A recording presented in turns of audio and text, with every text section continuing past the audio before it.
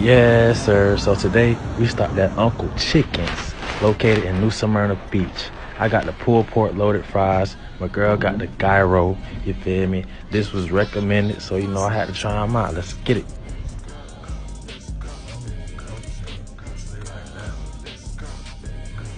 Ooh, that bit was cheesy and definitely flavorful. I don't even like onions and tomatoes and all that extra stuff, but bro, it's good. I swear, like, yeah, you just taste straight flavor. He said get them pulled pork fries, and that's what I did.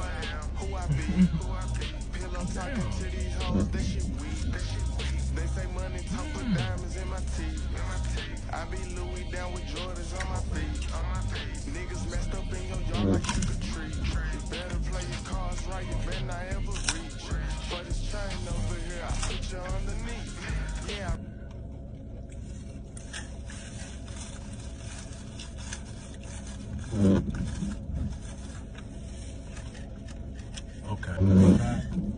That be so good.